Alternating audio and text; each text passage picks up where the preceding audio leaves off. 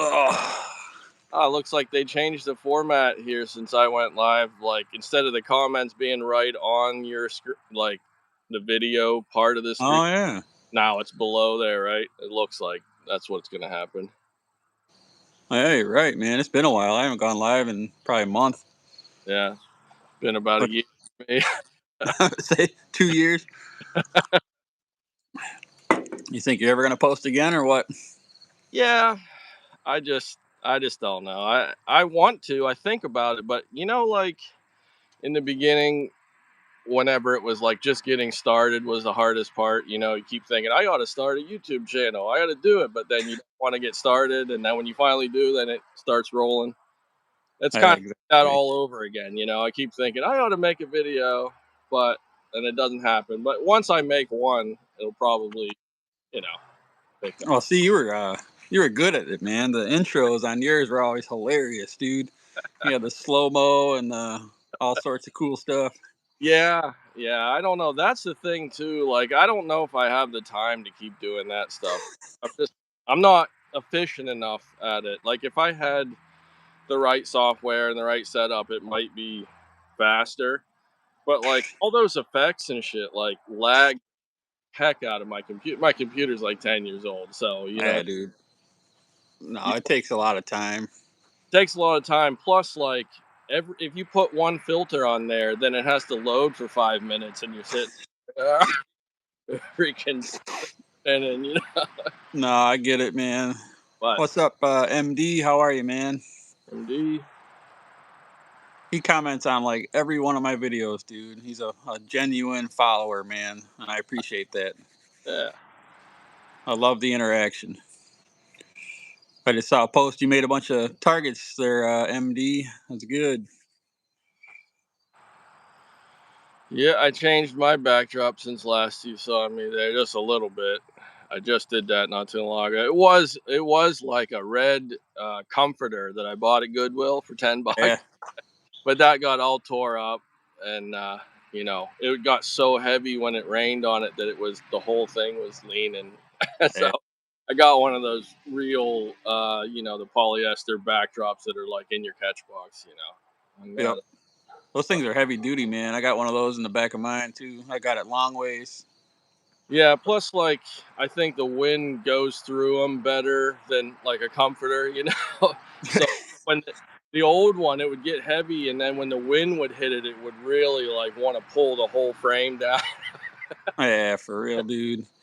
I'm sure when it gets wet, that was brutal too. Yeah, one weighing 50 pounds. What's up, Mark? Black Mark, Try, T Rex, Al. What's up? Got a good crowd going on. A ringtail lemur hang from that beard. Sure. I I don't know, got man. a mini goat going as usual. All Nothing right.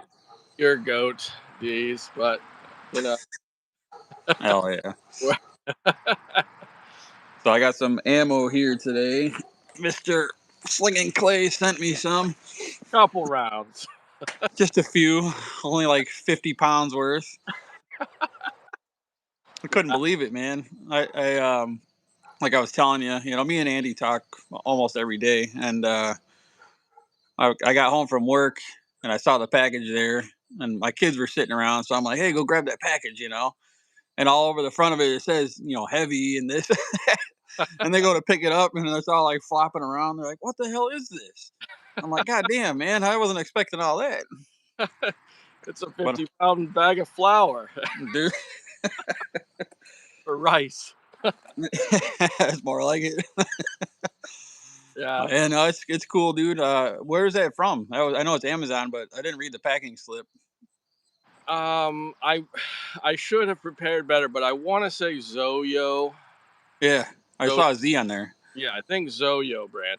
But like, I just basically looked for 3/8 clay white, and I looked for the one that had like a hard shell. Like, I think they bake it. If like, unlike the Walmart clay, as we Yep. talked about, I love that it's white, but it has a powdery surface to it. It gets all over your hands, on your phone when it gets everywhere.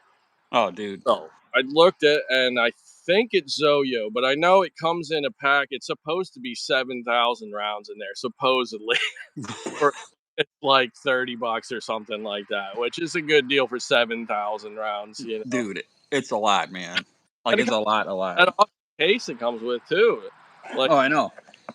That was the cool part, man. It comes with this case, and it's got like a liner in there and stuff. Because if you use this stuff here, which I like this a lot too, the Walmart stuff. But if you leave this out, like sitting on the counter, or I mean, like let's say in your backyard, right, like on my table, and the sun starts to hit it, this whole thing, because it's, I guess because it's natural or whatever, but it just gets all steamy, and then it makes them way worse, man. Like real sticky. now it becomes white peanut butter in there. Oh, dude, it's definitely rough, man. Yeah. But as far as like how they look and feel without shooting them, they're very similar, you know. Except for I never got one batch of the Walmart clay, but it was so powdery. Like I joke, and I look like I'm some kind of cokehead. I gotta make sure not to, scratch the upper lip after using that clay. 'Cause Oh, I'm telling you, man. I Like don't know. even I got some. This is the Walmart stuff here, and just pouring it out in my hand, I can feel like the texture on it, like the stickiness or whatever. Yeah, Doesn't mean it's bad, man. I'll shoot this stuff too, you yeah, know. But like you said afterwards, dude, it's just everywhere, man. The powder stuff. right. But the this one here, this is the. It's hard to see on the camera, but this is the Zoyo or whatever. Yeah, yeah, Super, super similar, but they don't stick to your hands, man. You yeah. know, like you can tell it's a little whiter too. It's Just got doesn't have that like. it's got a smooth, like hard candy shell to it. I believe that's because they bake it, they fire it or whatever. Basically, watery. It's been real consistent too. I probably only put I think I shot about 100 or so rounds so far, and I haven't had any wobblers, any weird stuff. You know, I mean, there's sometimes there's size variance, but um, some of the Walmart, it depends. I had some one jug. It was like every other one was like a freaking egg. Where I've had some where none of them have been like that. There's not really any quality to it. I guess no control. Yeah, yeah. I think I found maybe I've probably shot 500 rounds of this clay, and I found like two football shaped ones, and that's it. It's not Yeah, bad. no. So Where far they've been real good. some brands are like almost half of them are shaped like Oh, lima. dude. Yeah, I know. I've bought a ton of clay throughout the years, and yeah, some are horrible, man. I got these little ones from. I did that review on that HX Outdoors slingshot thingy, and they sent a bunch of these little tiny ones. These are like, I guess, probably almost. Yeah, they're probably almost like a true 8 millimeter, maybe even smaller. Let me Yeah, see, that must be so light.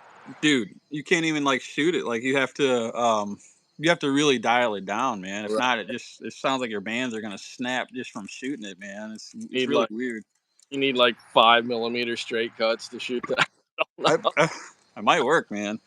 Uh, I believe like a probably a 10 millimeter straight cut, you know, a little floppy kind of, or tubes. Like my son could probably shoot those pretty good. He's got a pretty light setup on the tubes and Yeah, small fingers, so that might be good for him. You know, yeah, yeah. I'll say Somebody hi to.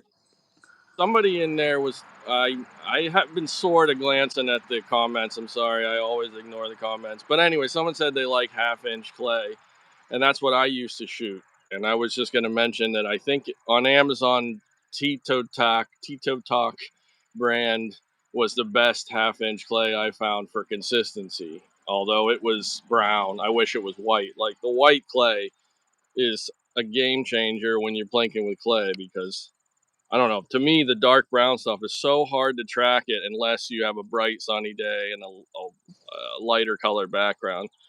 No, white is where it's at, man. I love watching them because then you can see exactly what's going on, where they're flying, if Yeah, they're curving or not. yeah, for sure. So we got what? We got Chad here, Andre, a couple of people here popped in. Good to see you guys all, man. I ain't been out in a while, so I'm glad that some people are showing up. Pretty Yeah, nice. I was gonna T-Rex. say something and I forgot all about what the hell I was gonna say. Don't you hate that? Yeah, Chad, T-Rex. Oh, that's what it was. The half inch stuff, right? So I bought I bought a pretty big container of the blue ones. You ever seen those blue ones? The blue Yeah, half inch. yeah, I, blueberries. Yeah, I got yeah, more. those shot good, man. I was surprised. The only thing I found that those had more size variance than the brown Tito Tac brand.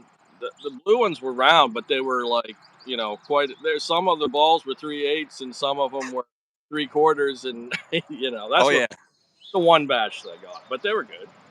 no doubt about it. I got a squirrel sneaking in over here. Uh, uh Might have to take a little break here in a second. Nope, he avoided. He diverted. yeah. So what? Yeah, the blue. Go ahead. Yeah. Well, the blue ones definitely left all the stuff everywhere too, man. I couldn't believe it. Just Yeah. stuff everywhere. Yeah. I was gonna ask you what your setup is when you shoot play. I shoot the same, so I don't change anything because it's a setup for 8 mil. I've never put these on the like scale or whatever. I've never. I think I did weigh one actually once a long time ago, but I forgot what it is. But I keep the same setup because to me when the 3/8 clay versus the 8 millimeter steel, I don't get any band slap. It doesn't seem to be overpowered. They shoot pretty good without changing anything, Yeah. and I'm lazy.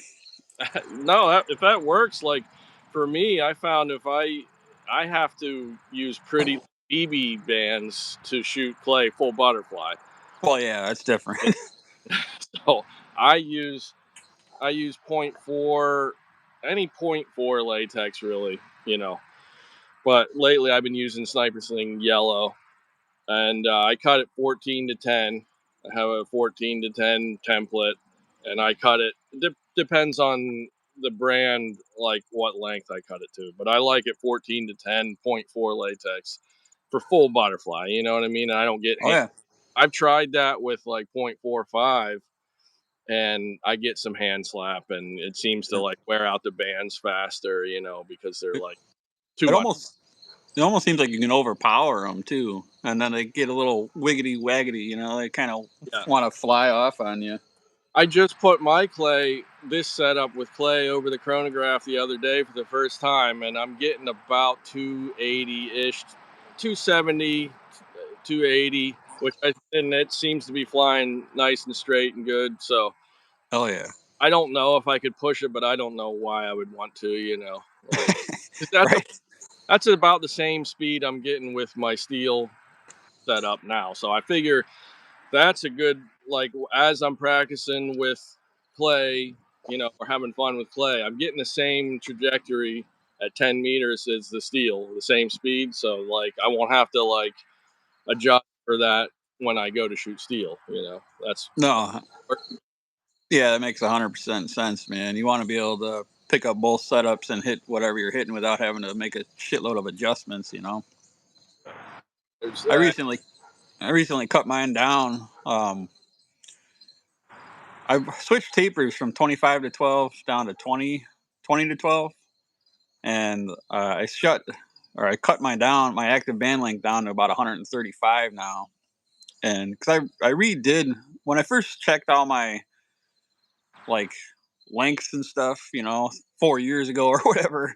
I never really checked it again until real recent. I made a video and then I started looking again and again and again, and I'm like, my draw length is actually a little bit shorter than I thought, Yeah, and I brought everything down a touch, man, and it's really seemed to dial everything in a little bit better now too. So yeah, it's super important. Like I've been doing a lot of band testing over the chronograph and playing around with tapers and thicknesses and all kind. I'm having fun with tinkering with that, yep. and I've noticed how much it makes a difference. Just a little bit of an extra half a centimeter or whatever. Like I've even noticed certain frames that take up a little more of the end of your band when you put them Oh in yeah.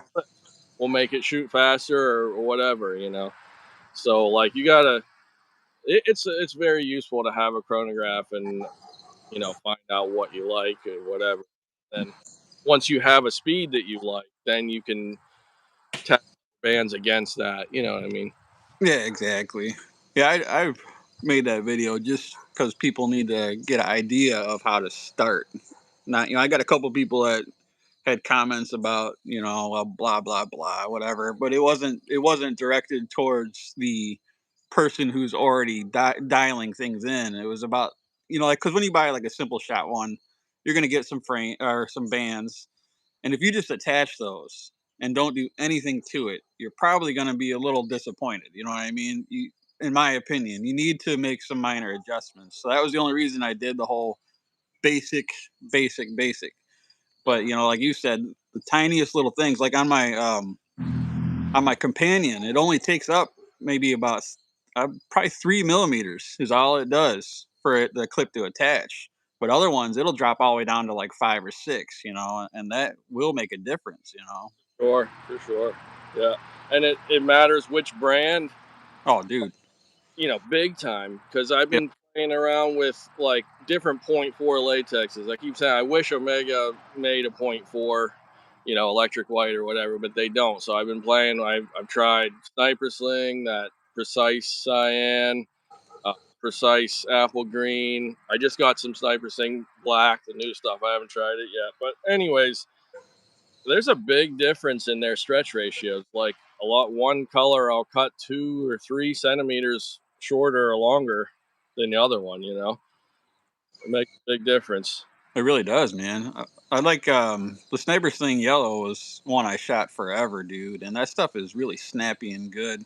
But when I switched, because I haven't messed around with latex for a while, but when I was going through that whole trying to figure out what I really like sort of thing, and I switched to BSB from Sniper Sling, and the amount of like it's hard to explain, but like the bubble gummy, it's like the Sniper Sling Yellow was real snappy, had great stretch. It wasn't like a firm stretch; it was a good solid stretch. But Yeah, switching to BSB was like shooting like a rubber band or a wet noodle or something, and I was like, damn, what the hell is wrong with this shit? And then that's when I started really thinking. I'm like, okay, so it's not like a standard thing, like you can't yeah, just say every single band has to be this exact thing. yeah. But once you get one you like and you start to dial it in, then you realize, all right, this is where it's got to be. Right. It's weird. I tried some of that BSB orange or whatever. You know that BSB orange Yep. they have that at Omega, and I found that stuff to be really heavy and really fast. It's almost Yeah. like to cut that way longer and dial my taper even down. Or Really. that's how I felt. Maybe it's different long draw short. I don't know. Yeah. Or I maybe don't know, they man. change formulas sometimes too. Even you have to like check back in because sometimes you'll get it all set and then they'll start. You remember what happened to Sniper Sing Black? Yep. They supposedly changed the formula unbeknownst to you know. It's like, here you go, have a fresh batch. Yeah, I don't know, man. I like to tinker around too, but at this point, I'm at different tinkering. Like I keep my setup where it is, and I just don't change anything when it comes to that because I'm more in the tinkering of building and stuff now. So it's like Yeah, I don't when like your focus has changed here and there, and it's like, this is I know that this is how I have it set up, and I know I can hit at a pretty good ratio, so I'm just not gonna change right now. right, right. But Sure, like it's tinkering is it's like a whole nother part of it that you don't really do while you're trying to get more accurate or whatever. You know what I mean? First you tinker and it's fun, and then you find what you like, and then you kind of stick with that for a while so you can dial it. exactly. No, that's the whole fun part of it though, is figuring out where you got to be, and then all of a sudden you start connecting, and you're like, okay, I'm gonna ride this one out for a while. Yeah, I found too, like, a lot of times in the past I'd be thinking about always the fastest speed is the best for me. I want it to go the fastest as long as I can draw it back or whatever. But sometimes actually it's better for you to a specific speed is perfect for the anchor or the floating anchor that you like, the reference point or whatever. You know what I mean? And if you get it going way faster, you'll be shooting too high, and then you'll have to change something or whatever. You know what I mean? So if you happen to where you prefer to anchor happens to be 250 feet per second, you don't want 300 feet per second, probably. You know what I mean? Oh yeah, I agree with that, man. And you have to cater it to what you do too. Like I don't. If I was hunting and strictly hunting, then I would really cater to that. But I don't. I'm a target shooter, so I cater to hitting the target. I know you do with hunting too. Obviously, it's about aiming, but I don't have to break my target. I don't have to disable it. I just have to hit it. Right. So if my if I'm only even cracking 220, 230, it's not arcing anywhere. I don't have to aim above. My point of aim is where it needs to be, Right. and my draw weight, somebody up here said, ATO draw weight is king. One of the reasons I switched from the 25 to 12 because I really like that taper. I shot it for a long, long time, but it's got a pretty stout draw, and I'm kind of just it wasn't. It's not like a shaky draw where but it was stiff. And after 500 to 1,000 shots over a weekend, you start to kind of feel that, in certain areas. And I was like, man, I got to be able to achieve the same exact thing, but with a lighter setup. So I switched to the 20 to 12, rethought everything, re-dialed it in, and I think I'm just gonna run with that one, man. It hits exactly what I want it to do, and I can do it all day long, all weekends, and not have any issues. Period, man. It's just really smooth. So you do got to consider that crap over long time periods. Yep, for sure. Actually, speaking of that, I just thought of like the reason I even like been tinkering with setups is because I kind of switched the way that I grip the pouch. Like, I mentioned that to you. Like, And I'm glad you brought that up. yeah, hey, look at this. I got some bands right here on this Oh yeah, bad boy right here. hell yeah. Revolt. Well, so uh, back to what I was. Let me try to explain what I was doing different here. Unloaded here. So before I was kind of was pinching like fingertips like this, like right my fingertips, and you know when I went, I've been going to a 90 millimeter frame and even messing with more narrower or whatever. It seemed like when I did that, I started having to reference higher, and I was getting a lot more like butterfly kisses. And I'm like, well, what the hell's going on here? I mean, a butterfly kiss is caused, I think, more by a speed bump than anything. Like you can reference lots of different places and not get it if you're not speed bumping. So I started examining my grip on the pouch and found that like I was kind of bending the pouch this way, like it's supposed to be that way, but I was like bending it this way, and I couldn't seem to find a way to hold it fingertips full butterfly and not do that. So then I started gripping it like back in here. Let's see if I can find the angle. Like back in here, like that. Yep, farther up. And I found that I could straighten it out, that tweak that I was doing, and got rid of the butterfly kisses, but that grip was kind of weak. Like, it's way back here. It's hard to pinch, my normal setup. Yeah, Well, I'll build up my strength by starting to back over again with light setups, maybe shoot some clay, and shot 8 mil for a little while and just messing around. But when you do that, it's like, well, I'm here, I'm starting over. I might as well play around with what taper I want and what everything. So I got started with the that was the rabbit hole. just throw it all out the window and start again.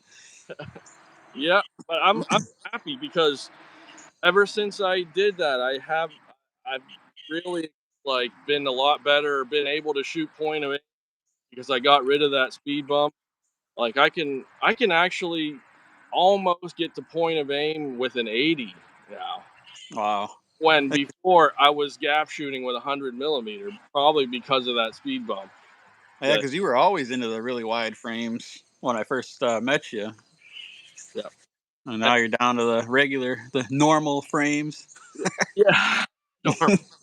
I always assumed it was because my glasses or my round face that I couldn't get that band right my eyeball or something. but I don't think it was that at all. I think I was just tweaking the pouch from that way.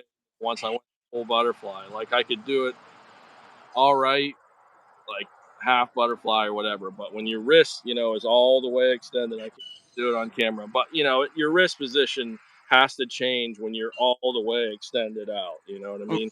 dude. Oh yeah. I mean, yeah, I've dabbled with the long draw, and it was the hardest thing for me was I didn't want to, like, my wrist and thumb and everything was hurting like crazy, and it was probably just something I was doing. But it was like either that or you just get used to it. Because I remember when I first shot, um, all I shot was a Scout LT forever, and I always had a lot of pain, like right in here. But then it finally went away one day, and it never came back with any of the frames. I was like, maybe if I kept going at it, it would be better eventually. But all that stuff you're saying makes sense. You got to figure out how to get the stress like off of your wrist with the right,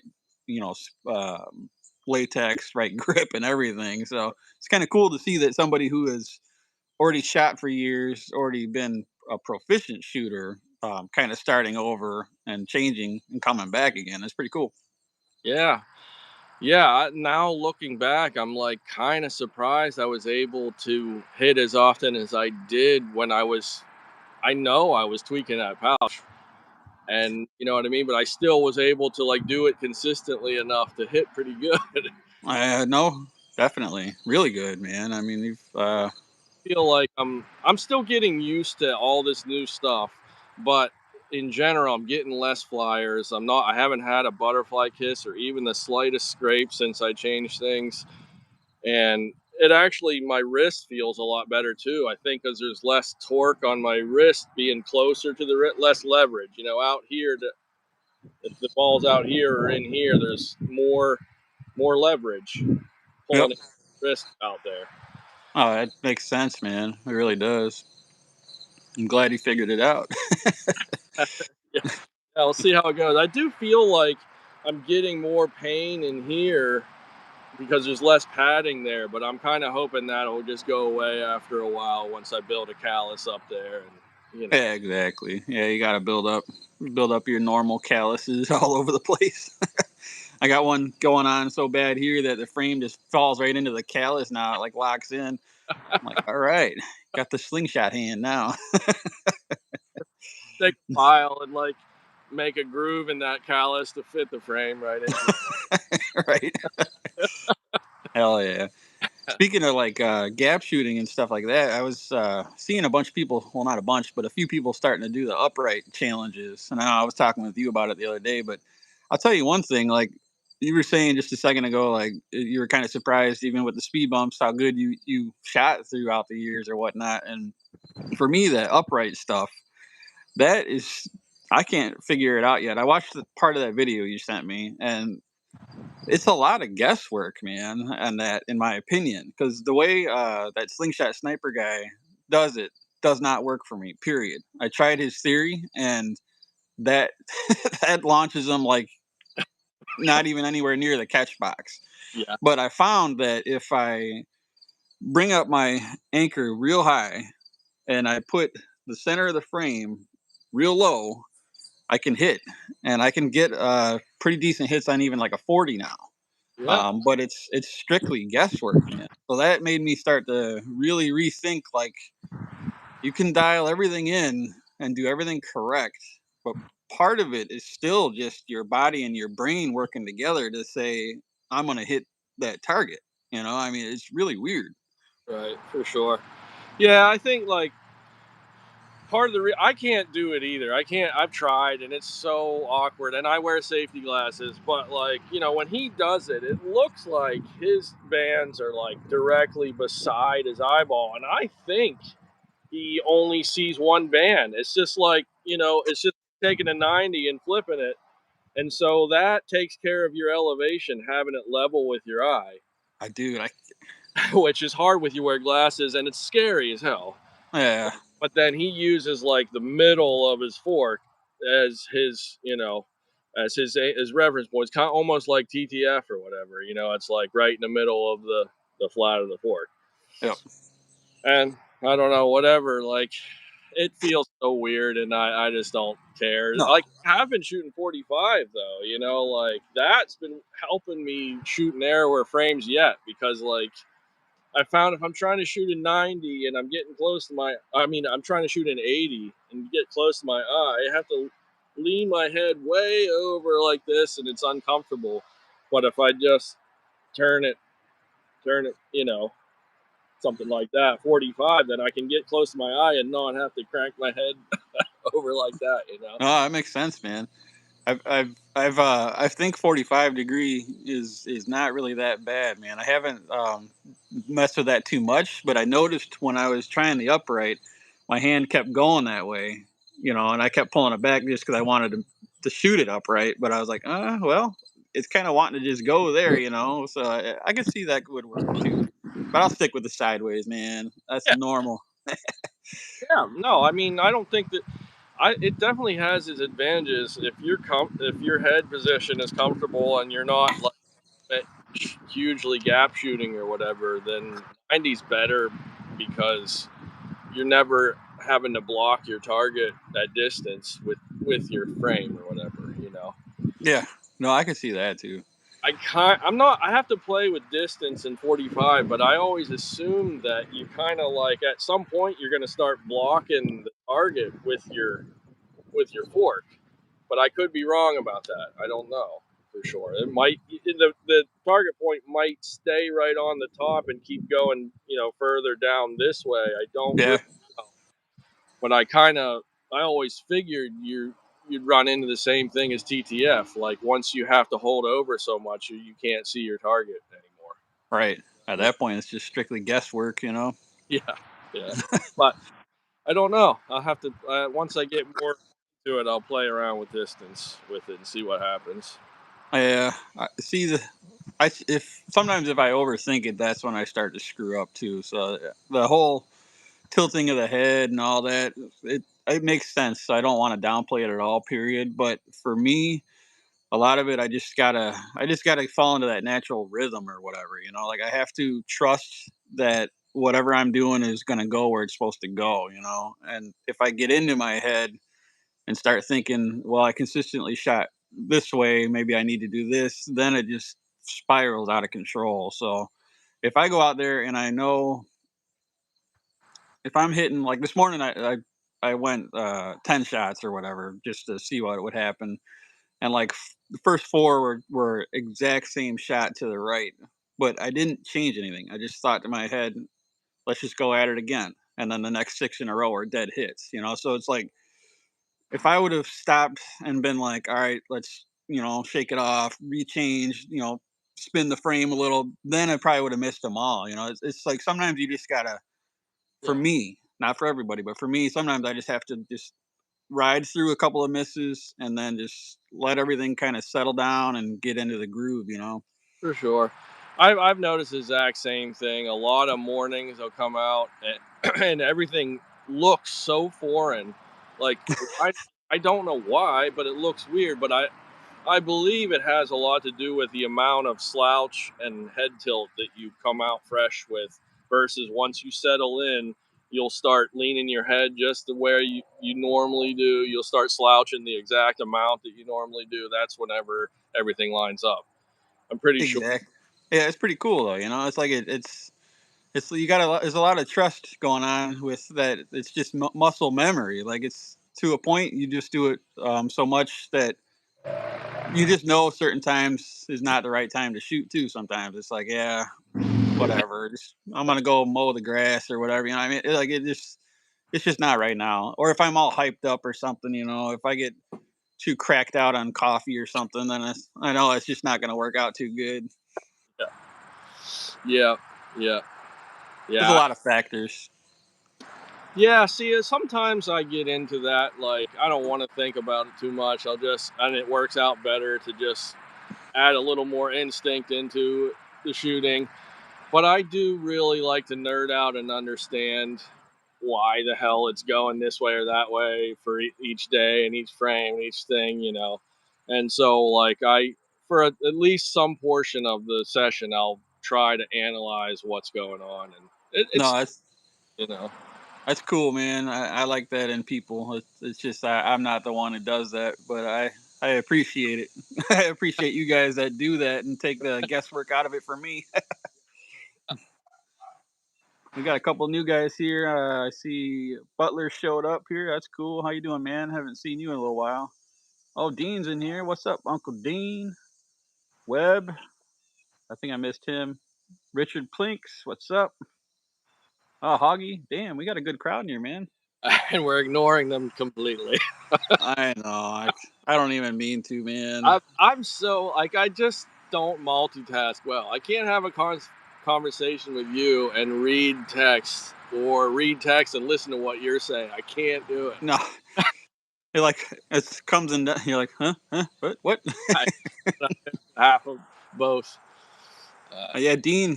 Dean was one of the ones that I watched that was shooting the upright. Him and Slingberger and somebody else. But Dean, if you're on here still, I was having to shoot really far low in order to hit, but it works. It's just really weird, man. I don't believe that's how I shot as a kid, like all the time, man.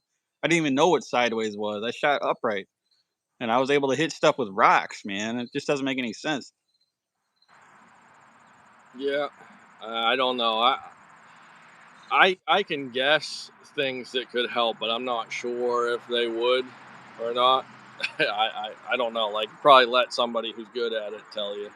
Or And I if anything, I'll do it just to get some content on the channel, but it's not gonna be like my it's not gonna be my new thing. You know what I mean? It's more like just something to try and see if I could actually do it or not. well, one thing I'll just throw out there. I don't. You can try it. Don't. I don't know if it's gonna help you or not. But like, I think you're when you're shooting upright, probably the tilt of your head up and down is gonna help you shoot higher or lower too. Like if you can't, you have to, you can't reference any higher or anchor any higher than that. But like if this is straight out and I'm like this, see the angle of my eye to the frame, or if I'm Yeah, like this, if I tilt my head down, tuck my chin, it looks the same as if my head was straight and I was going like that, which makes right. higher and Yeah, then your chin's up a little bit, it's kind of looks like you were shooting down like this. You know what I mean? So I think if you play with a little bit of your chin up and down, you may be able to gap shoot a little less. right. Yeah, I'm definitely gonna play around with it a slight little bit, but I'm not gonna dedicate hours and hours and hours. But I would like to be able to. I know I could hit a can probably like probably even 10 out of 10. I could do a can, I bet. But 40 probably more like 3 or 4 out of a 10. Anything So, smaller probably ain't gonna happen. so approximately where is your windage reference? Like, are you using the corner of your fork or the middle, or in the middle of between the two fork? Like, okay, so you're doing Yep, it. Okay, dead center. So I'm strictly just assuming that I'm on target. right. I see what you mean. So you're kind of like your ref is kind of like that sort of, and Yep, but yeah, okay, yep. yeah. I've seen Yeah, it's well like that too. eh, it's weird. It's fun to tinker, but like I said, I'm not gonna try and make it a thing. I just wanted to see if I could even do it or not. Sure. Like shooting a pickle fork, right? Yeah, exactly. I'm always up for a challenge just to see if I can even accomplish it. But it's not gonna be like my way of stuff. Yeah. It's cool. I got this one the other day that I'm going to be shooting. It Ah, is nice. a Coyote Customs Beautiful. 3D printed trickster, I believe it is. I Very nice. don't know if I'm sold on the 3D printing yet, but I got it from Mikey over at Omega, and I'm gonna test it out for a week and put it through the paces, and then see what I think about it after that. You printed a few things, right? Didn't you have a printer? Me? Yeah, No, no, I never printed anything. I man. don't. It's like, Were you talking about it then? I was taught. Oh yeah, I was because you sent me that picture that Andrew made a template for you. Yeah. laser cutter thing, and I'm like, boy, I wonder how much one of them machines cost. Right. Yeah. Oh God, I don't even want to know, man. I started Jesus. looking into it, and I'm like, I don't, I don't think I'm gonna buy one of those. Nah. Man, I'd like to. I'd like to be able to tinker, but nah. Yeah, Yeah, I don't know. I think it'll be fine. I'm not gonna give you a full down review here, but it feels it's hard to explain without saying it in the wrong way, but it feels very I'm sure it's fine. Is all I can say. It's gonna be strong enough to do whatever you want it to do with it. But and I think that once I don't know what he's selling them for, but once they go for sale, I would hope that they're very fair priced. If you catch my drift, because like the fit and finish on it is good. Like the clips line right up and everything, and they look nice.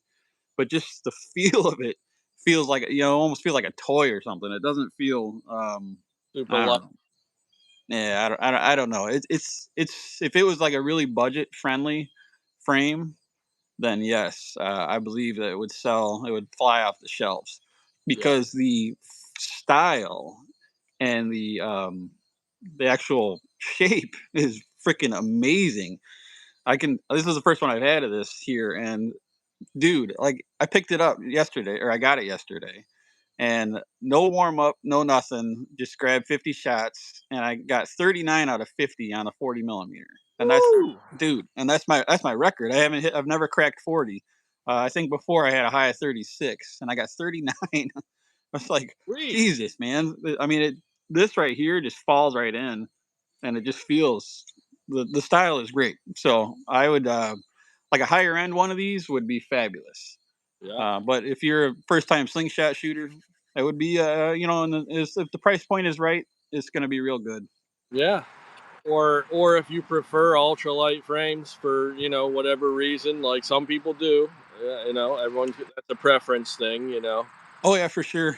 Like I said, it's just like the way they screw in and stuff. It works, it functions, but but I think it's just I'm kind of not really a fan of the 3D stuff. I don't know. It just seems really like you could buy it in a bubble gum machine or something, man. I don't know. It So is just it? looks it It's looks cool. I mean, I don't know. He's got the symbol on there. Everything.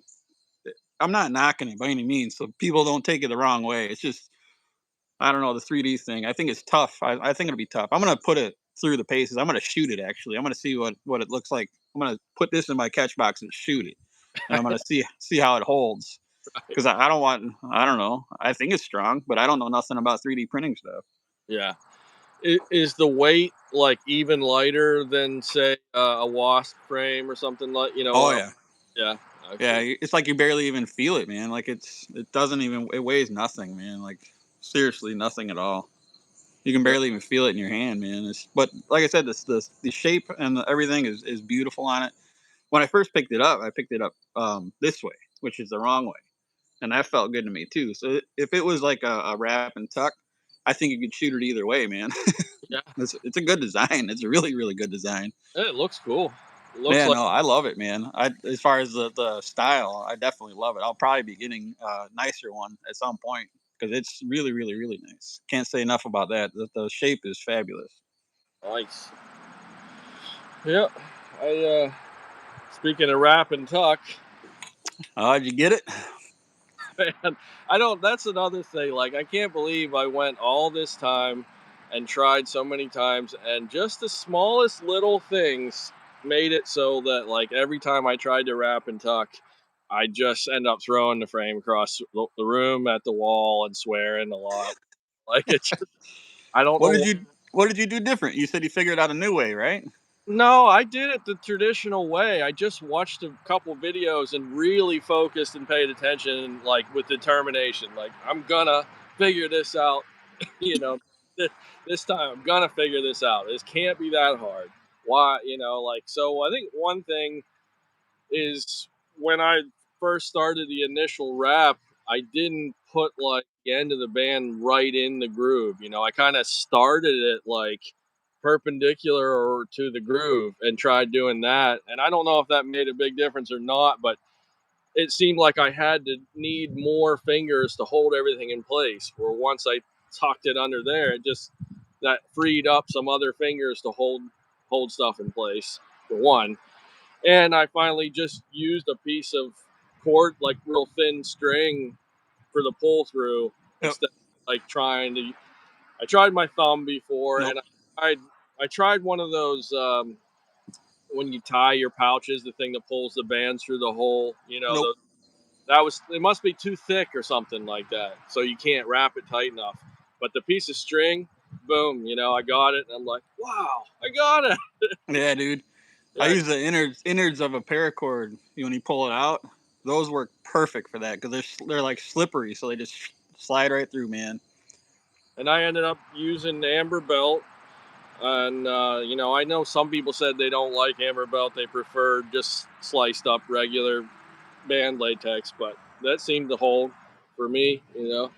So That's all I've ever used, man, is amber belt. I know some people don't like it. It's just a personal preference, but I can tell you for a fact that I've never, once you tie it down the right way and learn how to do it, I've never had it slip. Period. Even ones without band grooves, I've banded up tons of them that I made without band grooves with amber belt, and it will not slip if you do it the right way. heck yeah. So now I have to buy even more frames now that I can wrap it now. No, Hell yeah. even though I know how to do it, it's still kind of a pain in the ass compared to clips. If I'm being, you know what I mean? I agree. I would definitely pick a clipped frame over a wrap and tuck, but if I don't know. I'm not going to limit it. I mean, I have tons of wrap and tuck, and if it's a frame that I really enjoy and that's the only option, I would definitely buy it. I wouldn't be scared to buy it, but clips are just so much easier. Just takes like 2 seconds to pop a new one on. Right. One thing I've always wanted to try was one of those like peg head slingshots with the round tips, Yeah. like Asian style or whatever. Yep. But the only thing that might be like a clip for that is GZK has these kind where the screw goes in the top of the I've fork seen those. and holds it that way. And I'm like, but he doesn't sell a lot of frames with that in it. They just sell the tips to make your own or whatever. And I was like, I don't want to get into that rabbit hole. I know. I was looking at those, and I was thinking like it's got to be something else that you could use. Like you could use. I was thinking maybe like a snap for like a jacket or something, right? You know how they have the part that's not the top but the bottom. Like there's got to be something else that you could Yeah, do to get that same effect or whatever. I don't know. Because I probably. wanted to buy some, but I'm like I don't want to spend. I don't know with the shipping and everything else. I'm like, eh. Yeah. Yeah, I know what you mean. So I don't know. And now that if you can do rap and talk, it's like whatever. Have you ever shot a peg head style, like rounded tip style The before? closest one to that I have would be like that demon natty. Oh, They're oval. They're not perfectly round. They're oval. yeah. But yeah. And my Popeye, the sniper sling Popeye, that's oval also. It's not a perfect circle, but they're definitely curved. Yeah. Yeah. That's a beautiful frame too, man. If anybody ever looks at those, the Popeye is amazing frame. So did the aiming with the rounded or oval tip make a difference for you at all? Not to me, no. It's shot the same. The peghead, it was or Popeye is a 92.5 or some weird number, and it no, it shot fine. The band lined up. Everything I could see was exactly where it needed to be. Huh. Yeah, I'll probably check one out eventually here just to know if I've heard some people say they find it easier to aim with the round tips for some reason, but it I'd have could. to give it another go. I remember that it didn't affect anything for me. I'm gonna get up and actually shoot a little bit. What do you think? All right, sounds good. Let me. So, what kind of targets you got hanging up? Oh, I got. Hold on. Let me concentrate on this tripod here first. Yeah, I got your classic can, of course. Nice. I got some of those practice golf balls, the wiffle ball style, Oh hell yeah. and I got some fireball nips. hanging up there. Nice. And I got some like aspirin bottle, Tylenol, whatever, you know. Oh, those were great, man. Those will They're last forever, dude. they're tough. They're really tough.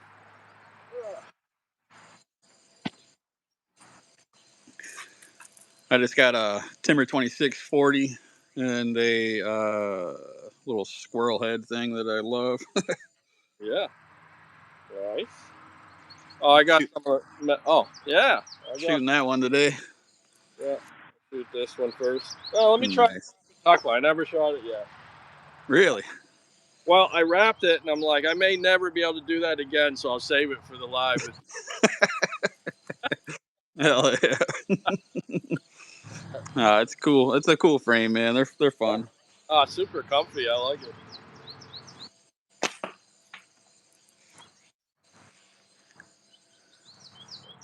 Can't believe how nice it is out today.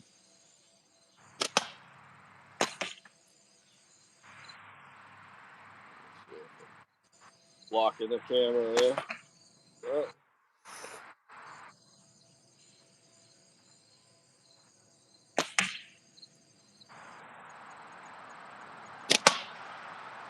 There's like zero wind over here, man, and the temperature couldn't be any better. I hope it stays like this all day. Yeah. Wind's gusting occasionally here, but not bad.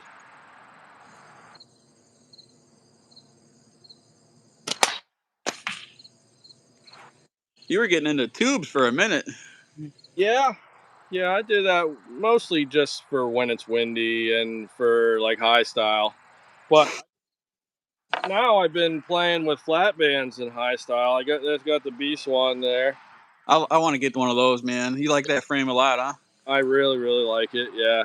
It's I don't know what it is about it, but it seemed one of them ones that like I picked it up and started shooting it good right away without figuring it out. You know what I mean?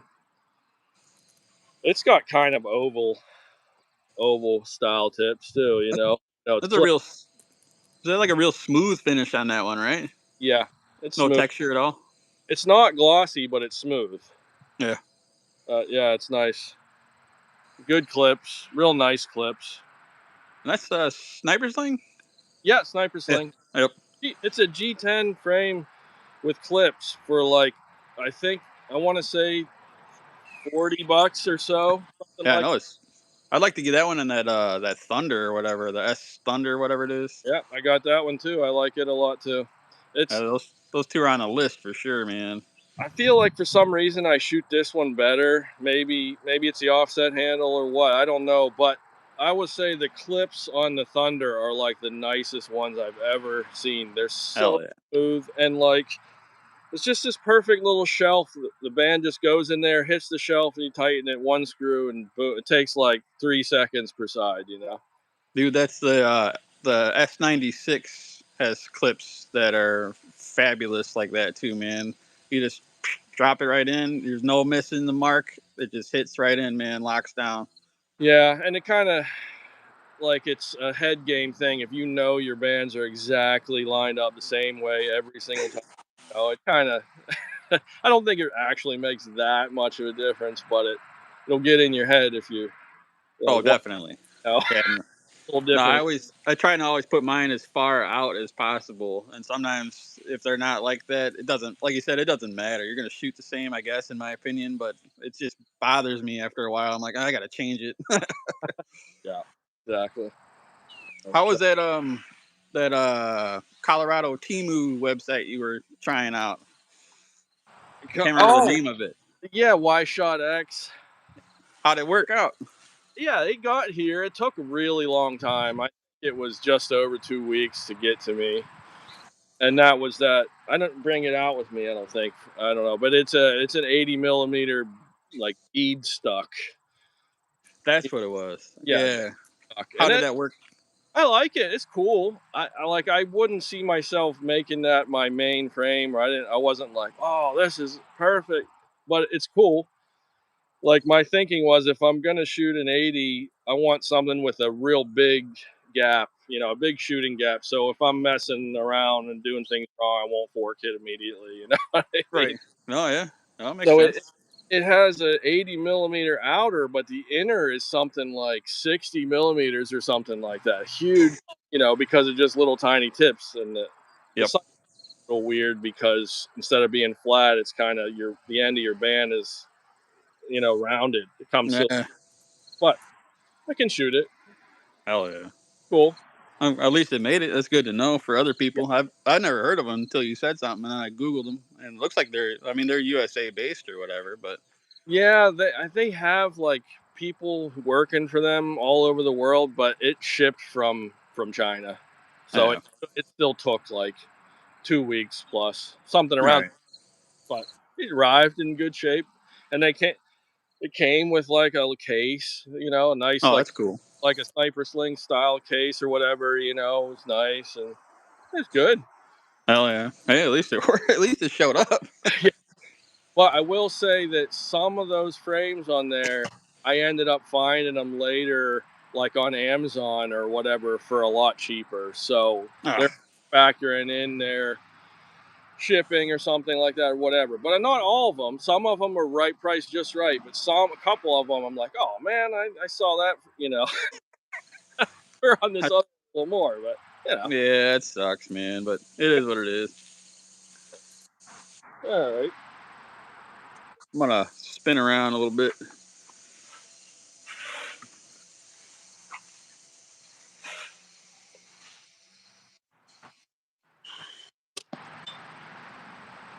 Get some clay. I got a little 7.5 ounce can out there. See if I can hit it. Oh, I nicked it. You got 10 meters of your normal spot right there. Yeah, yeah, I'm at 10 meters. Oh yeah, that's I the got sweet a spot.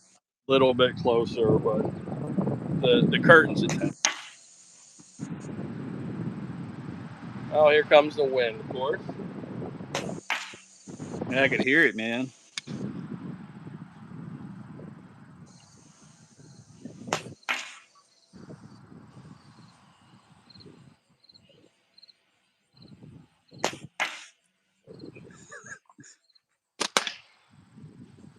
Yeah, this shoot's good. It's holding. My wrap and tuck is good, and the frame is good. I like it.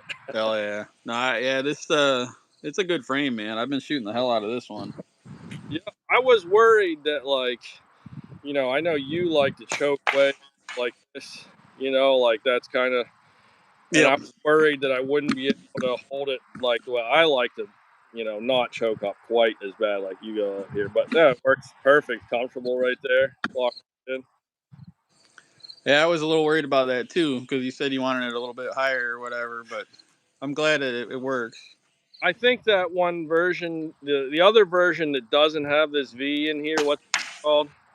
Is it a different, like the one that it's just like straight across from here to here? What's that Yeah, called? that's the first one of the revolts. Yeah. That's like version one or whatever. Yeah, I was worried about that too. I mean, just because sometimes I make mistakes, and I was worried, but this is plenty of room here. I like this one.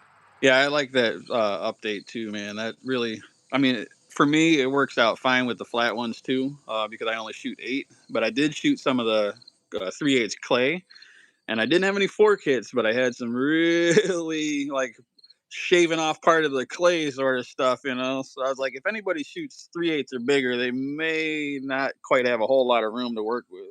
Yeah, yeah,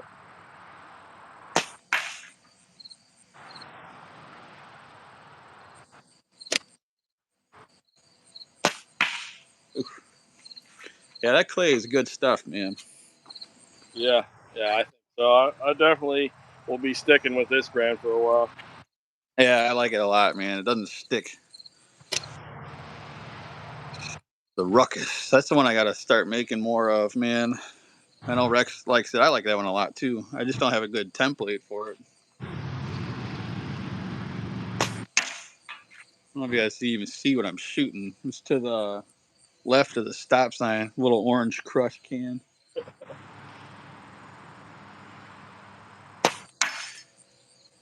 I'm at about 15 meters here.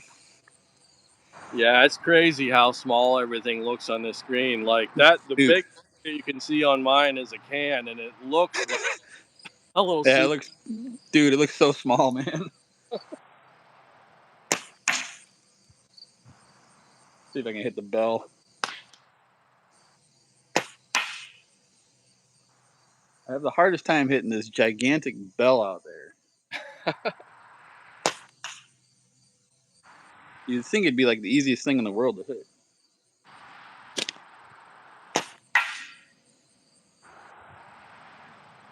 Sometimes the bigger targets are actually harder. Oh, I So, nicked hey, it. have more cowbell. I got one of those too. See if I can hit the cowbell. There Hey, we go. can't even hear that sound without picturing Will Ferrell. No doubt about it. I got some little ones out there too. See if I can hit one of those. They each make a different note. There's like 8 of them. Oh, yeah, If I was good enough, I could probably play a tune. yeah.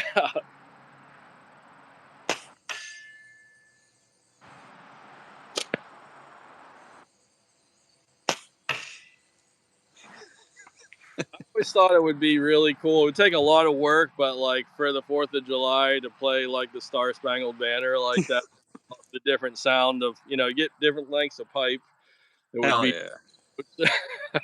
You need like 3 different guys or something, man. Like everybody coordinated. Or yeah, or I mean, like you could edit it together, like just get one hit with each note and then edit it into the song. But that would Hell take. yeah. Well, see, then you gotta have like a lighter that you shoot and it blows up and lights the fuses on like a bunch of fireworks that shoot up. Yeah, that would be awesome. Ooh, there's a little chipmunk out there.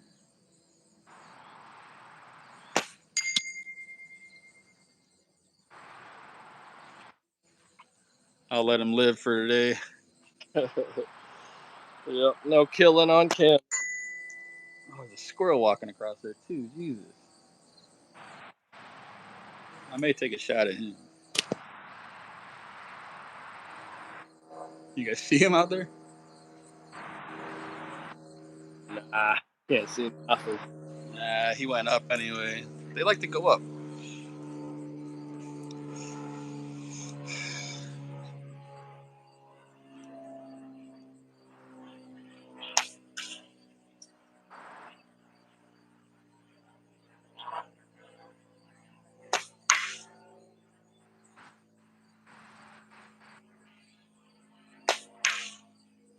How's that Tylenol bottle holding up?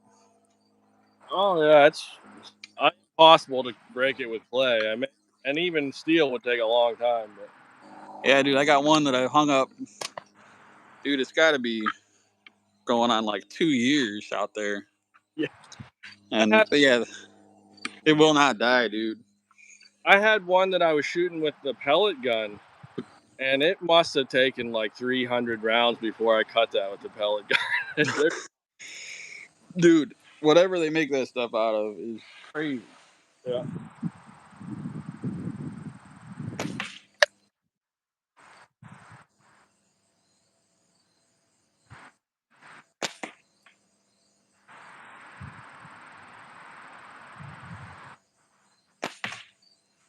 You got any plans for the holiday? Oh, we're we're gonna get together with some friends on a couple different days. Just hang out, drink a couple beers, and you know, typical holiday shit. What's your beer choice nowadays? Well, when I'm trying to like keep it. Well, what's the word? When I'm not trying to get too hammered or whatever, I like that all day IPA.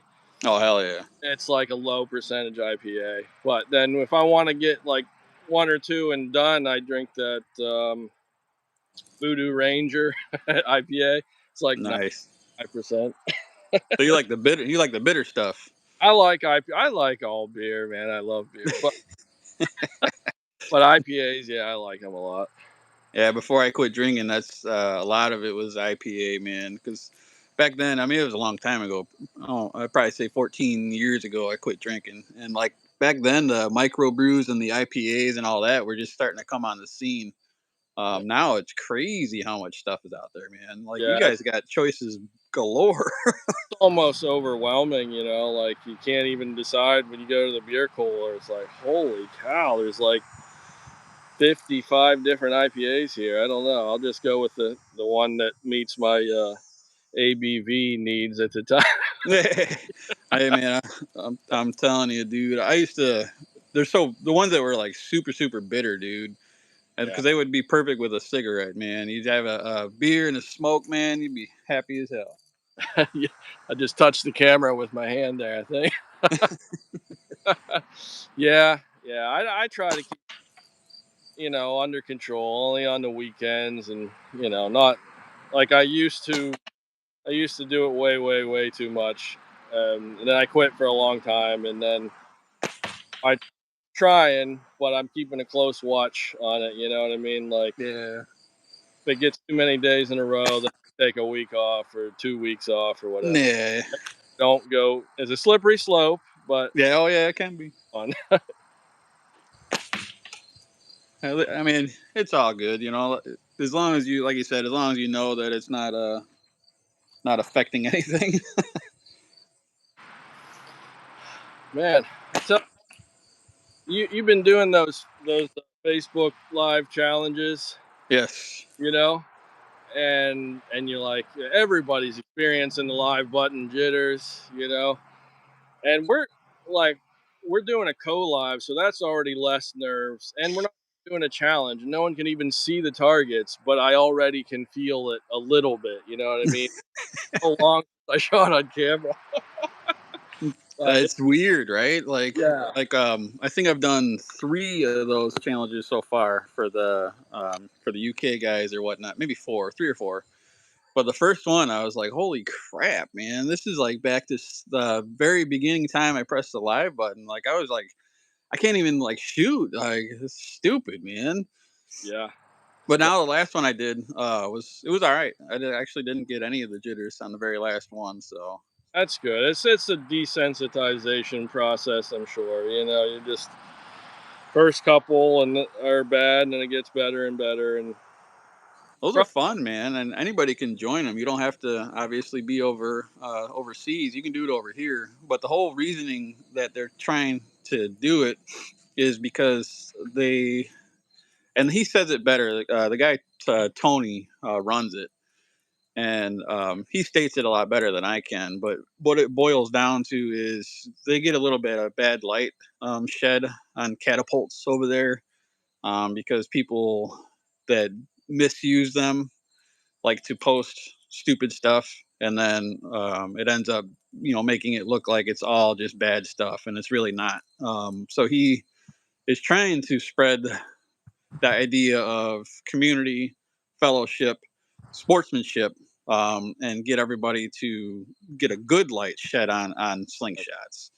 right, So anybody is welcome, man. And the cool part is you do have to follow the rules. So a couple of guys got disqualified in the last one because they didn't follow the rules. But it wasn't like you know you suck, you're a piece of shit, you didn't follow the rules. It's more like, hey, next time read the rules, and yeah, everybody's cool with it. But it's really simple. It's not hard shit. They just want stuff measured. So you have to measure your target, measure your distance, and then you're good to go, man. But they got dudes that who just started shooting to guys who've been shooting forever, and it's all fun, man. Like it really is. It's not like crazy shoot a tic tac off of a toothpick at 500 yards. It's really easy stuff, but it makes it hard with the live button. sure, So it's cool. sure, yeah. Yeah, I know when I stopped in for a few minutes here and there and watched some of those, usually after the fact or whatever, and like it could be easy for anyone who's never tried it before to think, what, a 60, an 80? Oh, I could do that all day long. Yeah, when no one's watching, but I know for sure that I'd be in the same boat. Like an 80 would seem like a 25 millimeter whenever you you got Oh, the live button going. I'm it's I just missed that can like 5 times in a row. I'm telling you, dude. Right? Yeah. Like I one of the challenges was to shoot a 60 or whatever, and it was man, I can't remember, like consecutive hits in a row or something. After you hit the first one, then the timer starts or whatever. And I think I only got four or something, you know. And then I pressed the off button, and then I just recorded it, and I went like 18 or 19 in a row. You know, it's like, come on, man, I could do that thing blindfolded, you know. But you hit the damn live button, and it's like, nope. That's what I always say that like any kind of competition, anytime people are watching, it's way more a mental game than it is the skill. Like whoever does well in the tournaments is the guy who can keep his cool and not get too affected by the nerves. That's what it is. I'd have to agree with that 100%, man. You know, if you keep a good level head, which I can't, I don't think I'll ever be good at competition. I could see myself if I tried really hard, really focused. I could probably be in a top 15. But to be a number one, two, or three in that kind of range, I don't have it in me, man. I my brain varies. I just wander away, and I can't get into that frame and just stay super cool, man. It's just up and down for me.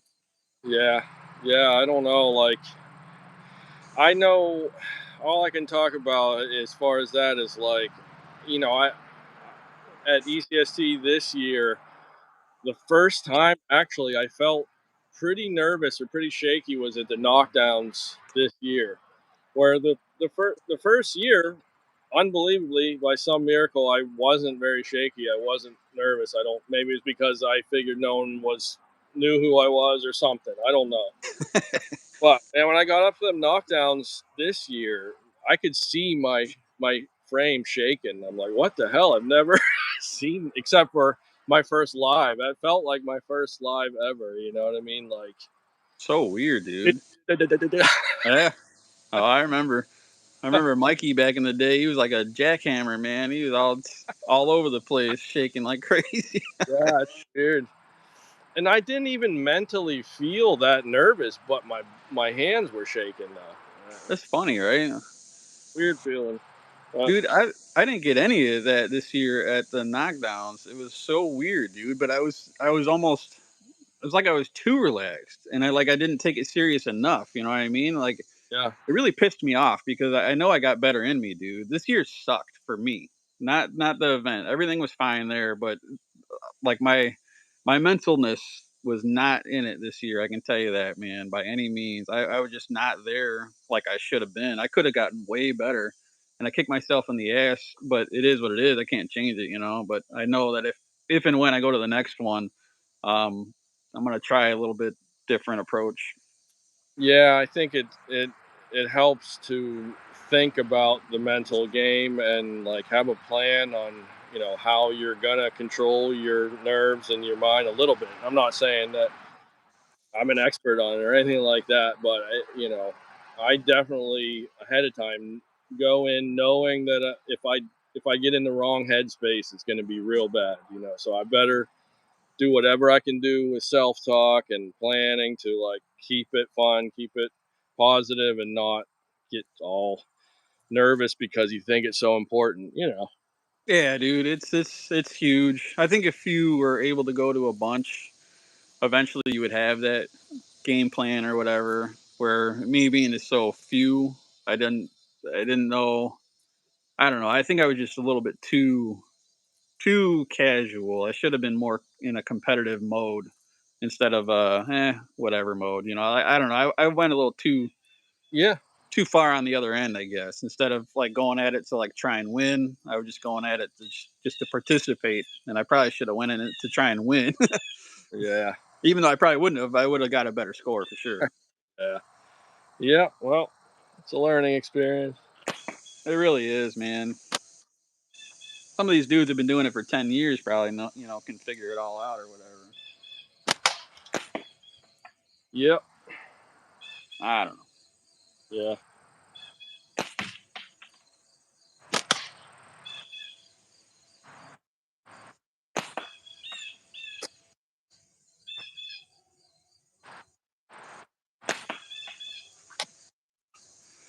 It's been about an hour and 15, man. Oh, yeah. Are you ready to pack it up or something, or are you just Oh, checking? I don't know. I'm still cool. I wouldn't mind shooting a little bit more. I just didn't know how you were feeling. Yeah, no, I'm at like 50 battery, so I keep shooting a little bit. Sweet. I'm down. I got to move with the sun a little bit. Get Yeah, closer to center there. There we go. Kind of shooting off center. I I don't know if anyone tried asking me any questions or us any questions or anything. You could message me afterwards, and I'll answer any questions that I'm not going to go back and sit there and 500 texts on the in the.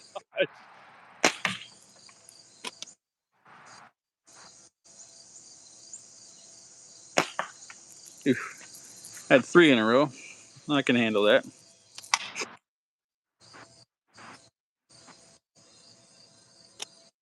That's MD, where are you at? You're in the U.S., right? What state? I can't remember. He said he can shoot small game, but you have to prove that they're damaging your property.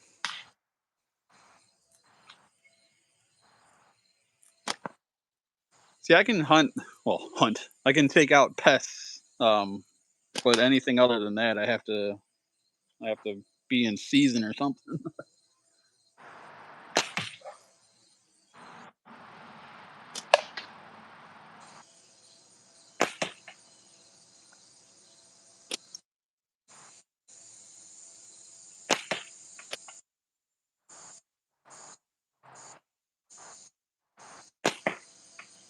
I wish that Cashin would make more of these targets, dude.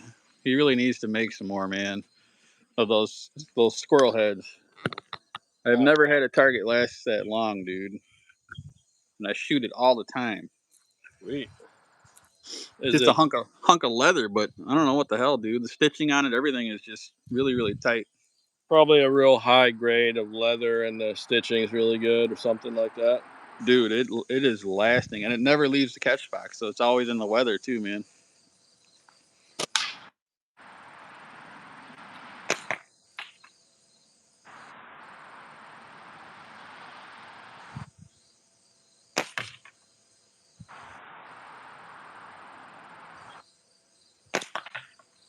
I'm gonna grab a different frame.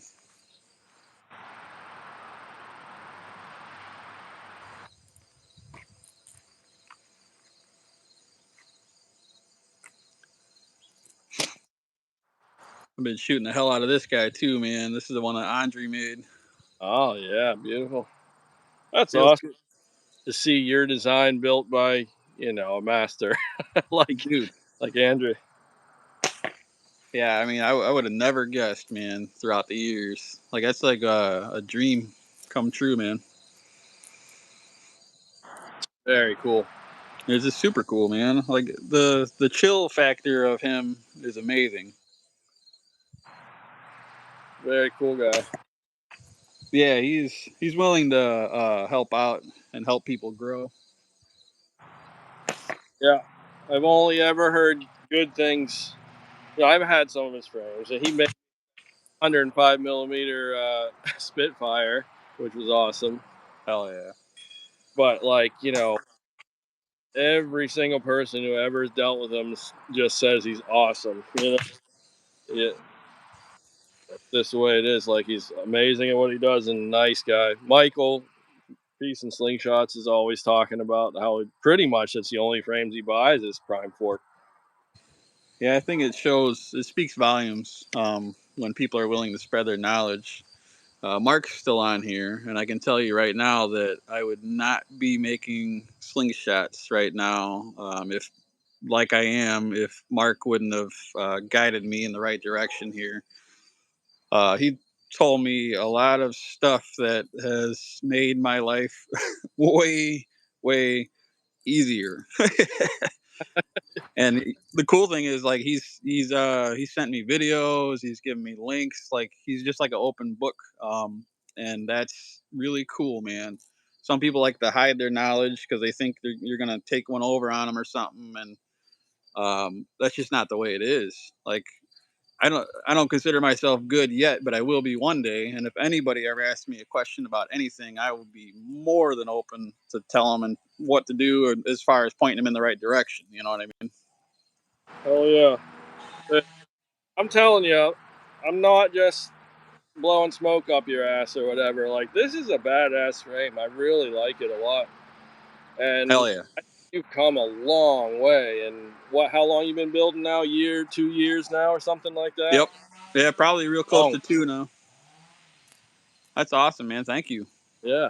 That's Yeah. good to hear that. I Yeah. appreciate the feedback, man. Absolutely. Like you said, the fit and finish or whatever. You admitted that you rushed whatever. Yeah.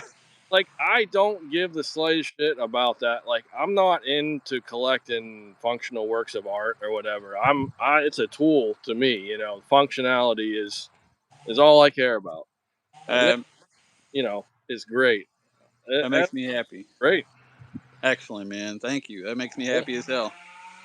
I love it too so far, man. I shoot that style a lot lately. No, MD, I didn't sell that one yet. I pulled all my stuff off eBay except for I got a shank up there and that demon head still, because I'm gonna be doing something else here in a little while. I just haven't quite finalized anything yet, but I'm gonna be selling my frames in a little different fashion at some point here. Yeah, Mark made that comment right there. There's more enough for everyone. Just share the love, straight up, dude. Like, if anybody thinks they're really gonna just take over the whole world and retire from doing this, well, I hope I hope they do. But it's for most of us, it's just a hobby that creates a little bit of side income, if anything.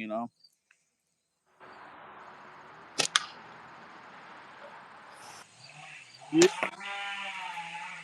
And for me to not help someone else is just gonna put a bunch of bad juju on my stuff. You know what I mean? Yeah. Same goes for like shooting too. Like, I haven't made any kind of instructional video or whatever. But if anyone asked me something, I'd be more than willing to tell them. I still don't feel like confident enough to, tell people this is the way to do it or whatever. Cause I'm still like all the stuff we talked about earlier, all this stuff I was doing wrong. If I would have made an instructional video, then I'd look back and like, oh, hey guys, all that stuff I told you, that was all wrong. Hey, you know what though? I mean, that might be right for somebody. I mean, that's the way you got to consider too. Somebody may be doing it the way you're doing it now, and they're like, "Man, if I could just change something," and then they go the other way, and it clicks for them. That's the thing. Yeah. We're all different. So I mean, like when I shoot, I completely seal the pouch, man. Like and most everybody says don't do that, but I've shot that way from day one, man. And that may not be right for anybody, but it works for me. Right. Right. Yeah, Gamekeeper John does that too. Does he? Yeah, I know. I know he's not in the game anymore, but I know he does that too, and so does that Slingshot Sniper TR. He pitches in front of the ball, anyways. I don't know if he Yeah. does play close, but he pitches in front of the pouch. Yeah, I've always done it, but I've gotten a lot of blowback from it over the years, where people say I'm not doing it the right way. Whatever. It's just weird. Sometimes you'll get the weirdest comments about stuff. Like, is that the only thing you picked up on the whole video? Was that? I don't know. Weird stuff. Yeah. Yeah. Exactly. Well Yeah. said, right there. Yeah. Me and Mark are probably gonna go live tomorrow morning. Yeah, he was telling me. That's awesome, man. Yeah, it's funny. Right after we agreed, then he's like, "Hey, you want to go live with me?" I'm like, I don't want to. I don't want to be Stub Master Flash over here." He'd be snubbing the snub king, man. Come on now. That's hilarious, dude. Yeah, he told me you guys are going because I don't want to step on anybody's toes, Like, not like it really matters, but, I reached out to Mark too. I'm like, hey, man, we're going to go tomorrow morning. I know you normally go live, but we're not trying to like flex on you or anything. And he's like, nah, it's cool, man. I'm going to go Monday with Andy too. Yeah, this is just the way that the day that worked for both of us or whatever. But yeah, Yeah, no. I'm looking forward to hanging with Mark too. Mark's awesome, dude. Yeah, that'll be a good one. Two mega minds talking about slingshots should be great, man. Mega minds. Big brain, and I'm Pinky. What we Hell gonna yeah. do tonight, Brian? Yeah, it'll be a good episode, man. A lot of people will be recovering anyway, I'm sure, so they can tune into that. Yeah.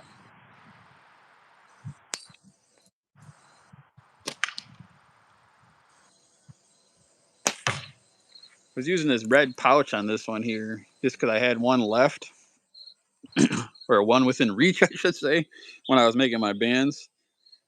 And have you used these yet? The red ones? I don't remember who makes them. I got them from Omega. Yes, I do. I like those, but they don't have them and they don't make them anymore. No, they don't. I haven't looked. So, They're real spongy. yeah. I used those this year at ECST. I do like them. Yeah. I switched back to the blue one, the classic blue, Oh yeah, I love those. but because like they've been making. If you like them and you wear some out, it seems like you can always get more of them. You know what I mean? And Yep. so I figured and they work just as good as those red ones, or the red one works as good as these, but these are just always available. It seems. Yep. And they work. Well, they last a while, man. Like those brown ones, they wore out super quick on me, and I don't really like that. But the blue and the silver and all those, Last I forever. can get. I can get quite a few rounds before they get too floppy to shoot. Yep. Yep.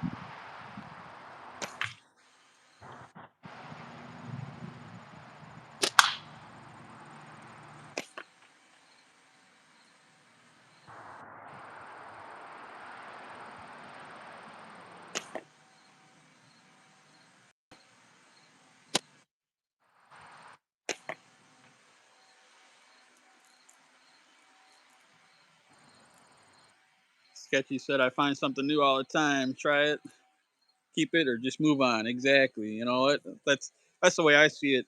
I'm not really stuck in my ways. I would always try something new, but I may go back to how I did it before. It just depends on what it is. You know what I mean? Yep. But it's definitely worth trying something. Always. Yeah. And it keeps it fun and interesting too. I've realized that. I guess this being my first public appearance on the internet in a long time, Dude, I should forever. maybe address the fact that I've disappeared for a year and a half or whatever. Right? Like I got burnt out from not messing around with stuff too much. For one, I mean, many reasons. Like got mindset of just purely focused on trying to be the best tournament shooter in the world or something like that, and I didn't experiment. I was just monotonously shooting the spinner over and over and over. And Yeah, it, that gets pretty stale. it kind of got to the point where when I would hit, I wouldn't celebrate or be happy, but when I missed, I would get pissed. So all I had was monotony and anger left. You know, it just couldn't do it anymore. No. But Yeah, that's definitely time to walk away. and that's what it's a word of warning to anyone who gets in the mindset of like, I'm just gonna laser focus on being the best, tournament shooter or something like that. It'll burn you out. And I think a lot of, athletes in other genres will tell you the same thing. But so I this agree. I'm just keeping it as fun and light, still trying to get better, obviously, but I'm playing around a lot, keeping it fun, keeping it casual, and just you know do whatever is the most fun at the time, not what makes you the best you can be. That's what I want to say about that. So Yeah. Well, speaking of that, like it's there's 40 some odd people in here, so I'm sure some of them are new. In case they don't know, Andy is the champion from 2024 East Coast Slingshot tournament, which is the biggest tournament in the U.S. as far as I'm concerned. So that's not something to sneeze at. Yeah, professional grade right there, man. Yeah, I did pretty decently this year Hell for yeah, you did. taking a long break. So I got ended up in second this year, and like it was surprising more than the first time, even because I took such a long break, you know. But like we were, Yeah, I was in a good mood. Like I, right before the tournament, a couple weeks before, I'm like, wait a minute, I'm starting to go down this path again. I'm getting all serious about this. I can already feel it burning me out. And I'm like, screw that. I'm just gonna start having fun, and how I do is how I do, you know. Like, and I ended up doing well. You know, I got second or whatever, and that was cool. no, But you did super good, man. but you know, after you get home and you're done with it, you realize how it's not worth killing the fun. It's just a trophy and a couple bucks, you know. It's nothing to like burn yourself out and get so unless that's your thing. I guess some people like they love it, Yeah, so fine, you know. right. You always got to say that as your disclaimer, because I mean, some people are. It's more to them than just a backyard hobby or whatever, and I can respect that totally. Um, but for me, winning a tournament would just be an added bonus to the fun, man. I mean, like I could never go to another one and be just as pleased as I was going to 30 of them. You know what I mean? Like it's just it's part of the sport to go to a tournament. So everybody needs to go to one, in my opinion, because you want to be able to at least experience it once in your life, and you may find out you really really love it. Yeah, But yeah, I don't want it to be to where like I got to put on my sweatsuit to go train. You know what I mean? But some people do like that, you know, and that's cool. yeah, yep. It all depends on what you do, but just remember, I think the people that do just train for that, they find that fun, and you know what I mean. Like Right. they love that, so they keep getting the dopamine, and they keep getting, you know, it keeps them going. But like if you're all, for me, like it was a means to an end. All this, instead of shooting for fun, I'm training for a means to an end, which is trying to get, you know, ranked high in the next one or whatever, you know. No, It's yeah, it makes sense to me, man. I get it.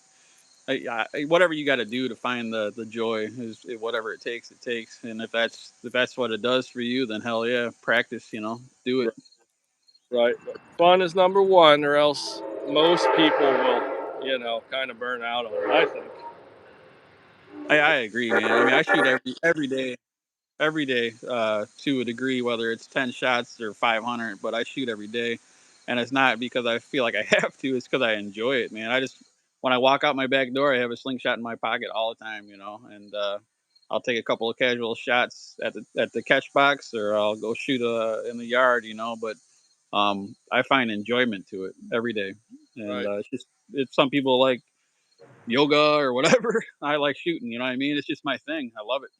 And I found that again now, but like not by setting a 40 millimeter spinner at 5.5 feet off the ground and just seeing how many times, thousands of times I can try to hit that. You know what I mean? Like that's one of the reasons I'm shooting the clay. You know, like it may not be the best path to becoming the best or whatever, but it's fun as hell. Yep. You know, and it does. I've learned a lot from shooting it, but most of all, it's just fun, the freedom of it, you know. Oh, And I agree, man. I love it. The backyard course is fun, man. It's just to be able to hit at stuff from even 5 meters to 30, just random shooting that just crap is fun, man. It's, yep, I don't know, never enjoyable. worry about a ricochet breaking somebody's window or something. Well, I tell you what, I did have one. Yesterday or the day before, I was shooting with my son out there, and I was shooting at this can, and he was shooting next to me, and I hit the rubber tubing right next to the can, and it came all the way back, and it hit him in the leg. So that was we both just started laughing because I mean it wasn't hard by any means, but we just looked at each other like, damn, you could have caught it, man. Right, right. And no, I've had clay come back at me, but it doesn't have any real power to it left. No, And ricochet. There's not like impossible to ricochet. I had a piece of clay come back and nick my ear one time. Hell yeah. But it was only going, 50 feet per second or something like that. It's like nothing, and it's so light. Well, Nah, no. I had one get me right in the thumb of this hand too. So I shot, and then it ricocheted, and I was bringing my hand back down, and it popped right off my thumb. Man, I was like, "What the hell kind of a shot is that?" the bullseye right there. That I was did a hit. have I had Oh, one that was a steel. I don't remember what the hell. I was screwing around. It wasn't just like normal shooting. I was shooting at something stupid, and it came back all the way past me and actually hit this door over here, and it actually left a dent, man. So that thing was cruising still, but it missed me, thankfully. yeah, yeah. I've got hit by some ricochets, steel ricochets, in Oh just yeah. the leg or the stomach before, and it doesn't feel good. It didn't, go into the flesh, but it still hurt. If it hit you in the face, it probably. Oh, dude, yeah, right in the tooth, man. I'll tell you a story. When I was a kid, I was shooting an air rifle, and my dad built this thing down in the basement, right? Because we had a ranch house with a basement, and it was like a angled box, so you would shoot in, and it would shoot the BB straight to the ground, and he had like sand in the bottom, so they would just bury in there, and then you could dig them back out or whatnot. But I shot one, and it missed and hit the bottom of the catch box there, and it bounced all the way back and hit me in the tooth, right in the damn tooth, man. Didn't knock it out, but it hurt like hell. I'll never forget that. Yeah. Yeah, dude. I like to wear safety glasses. I don't. Well, you're the smart one. I think everybody should wear them, even though I don't practice what I preach. Yeah, whatever. I never push it. I let people do what they want to do, but I do it myself because it's not worth it. It only takes that one time. So, not to mention a band, right? When I'm drawing butterfly and I got the band up here and if it breaks at the wrong time, whatever. Butterfly kisses, all that stuff. But Yeah, dude. It's definitely a thing. but I do. I will say, um, like I used to think that the safety glass stopping me from shooting a narrower frame because I couldn't reference high enough. But I realize now that I can still shoot. I just the other day I was shooting that 80 and I was almost at point. I had to gap shoot a little tiny little bit. So it's the safety glasses won't stop you from shooting full butterfly, 90 millimeter frame or whatever. It's just No. got to get your release, your get rid of the speed bump, and maybe even turn. Sometimes it's easier to get higher by turning 45. Hell yeah. That's cool to learn that. Yeah,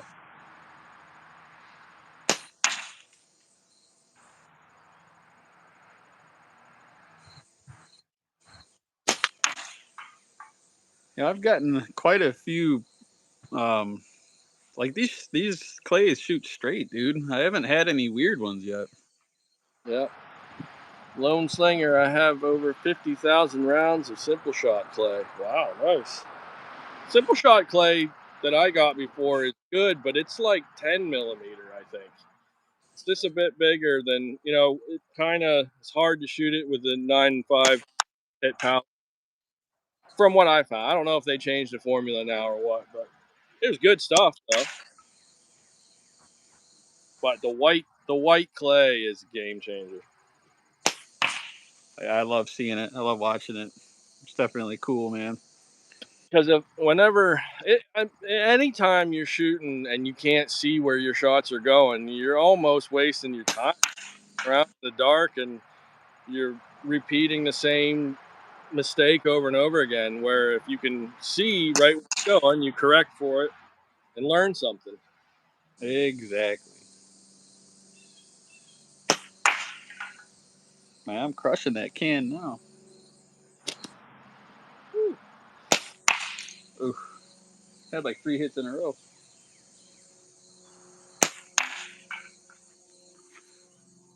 See how long that little 7.5 ounce can last.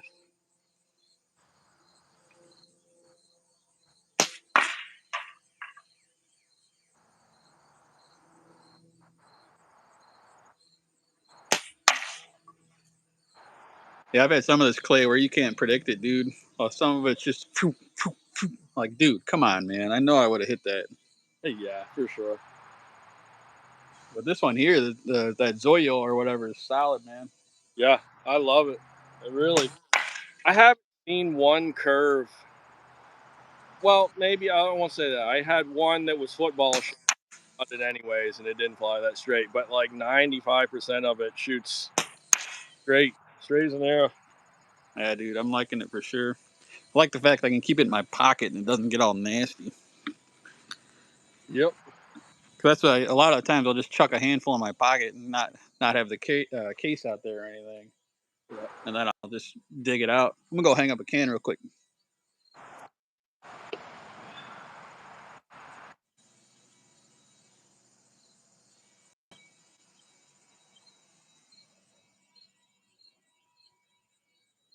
Just start somewhere. Do you think a slingshot could be lethal to large game with a perfect shot, like to the head of a deer? I actually watched this video on YouTube of a guy.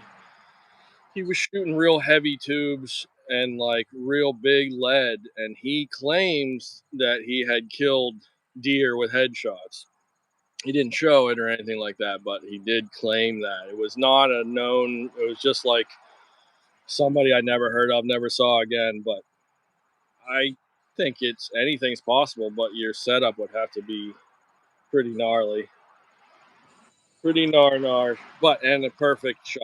Perfect angle. Yeah, I think so. I wouldn't try it.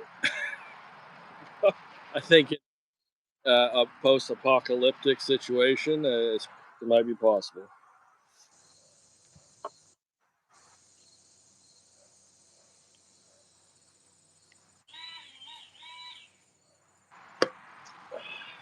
All right, got a couple of cans down there. See if we can cut one with some clay.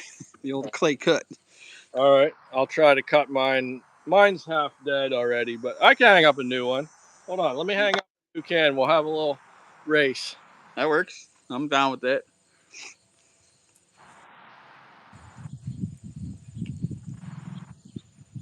I'm gonna shoot the one on the left because that one's already got a hole in it.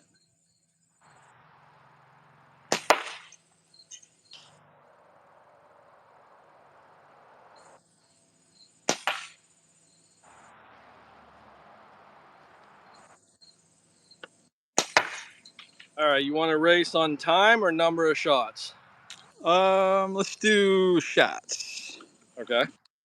The one on the left, I was just shooting because it already had a hole in it, but the one on the right is brand new. It's not a 12 ounce though. It's like a skinny, longer one. So I don't think I have a 12 ounce out here. Yeah. So I'll probably. Eh, it is what it is. It might be thinner. I don't know. It's probably all the same aluminum, right? I don't know, man. Probably. I know some of Whatever. them are super light, dude, but some of the coffee ones are like crazy heavy feeling. It is true. I think probably some of them are a little bit tougher than other ones. Yeah. Sweet. I'm gonna go for the one on the right. Is brand new. So All yeah, right. let's see. Just keep track of your shots, I guess. All right.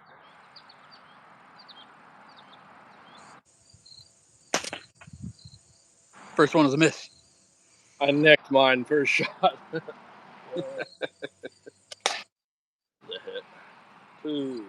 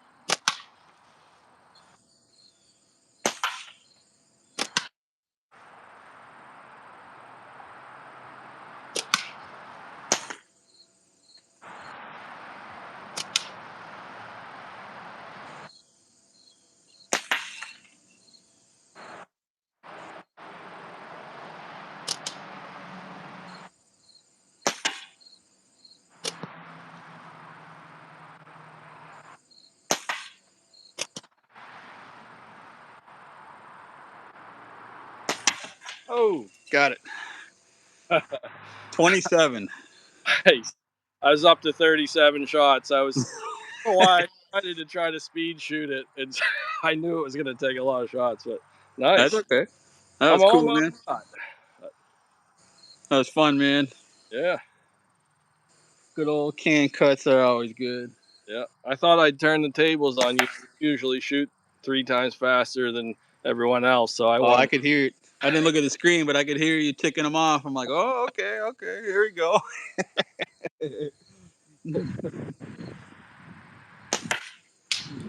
I definitely noticed. I heard the old speed shooter coming out. That clay's pretty strong, man. I remember the first time I learned that. My son left a plastic cup, and it was way out in the back of the yard here. He was drinking some water out of it. He set it down on his bench out there, and I just took a pot shot at it with some clay. I'm like, it'll just bounce off, you know. Shot it and just shattered the cup. I'm like, oh no. Couldn't believe it. yeah, I know it is surprising, especially the bigger stuff too, but all of it. And I think this stuff that's shiny is harder too because they bake the outside, so it penetrates a little bit more yet. Oh, it's cool. It's magnetic too. I don't know if you tried that yet, but you I can pick it up. yeah, Yeah, so you can collect a lot of it, man. If you're shooting out there on a dry day and not wet or anything, you can go out there and collect a good portion of it. yeah, Yeah, yeah. it's cool, dude.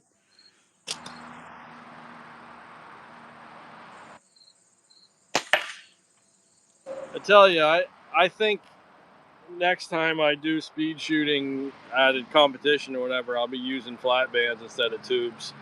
Just the speed, you know what I mean? Like the velocity is what I'm talking about. Like I clocked these little bands here something like 250 feet a second, and my tube setup, I think I was probably you know a lot less. It was 200 or something like that.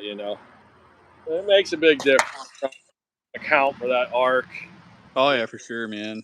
I remember last year when I shot the tubes I was using, they were barely knocking down the metal targets. Yeah, mine too. There was, I think, at least two I hit that just pitched it backwards, but it didn't knock it down. Yep. It, I don't know, man. Yeah, I agree. I think next time I'm not even gonna go with the I'm not gonna go with the attitude of rushing. Like I'm just how many can you get, man? I don't have to clear the board. Let's just see if I can get like 13 to 17 or something. You know what I mean? Yeah. Yeah, for sure. It's about like aiming just long enough. You got to make sure you hit it and Right. I don't great. think I can do 20, man. No. Nope. I really don't think I could hit it, but I could get close. Yeah. There, I just cut it. That was about 50 shots, but I Nice. about 30 of them.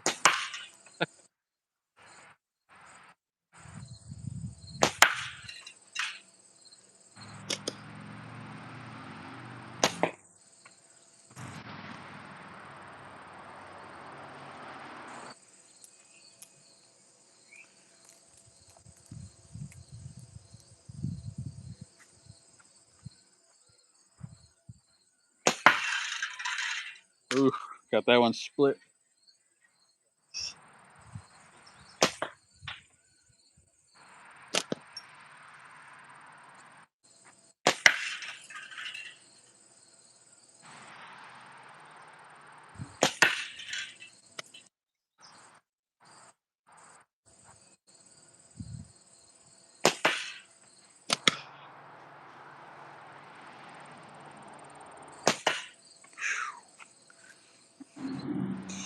All right, man. I'm gonna call it.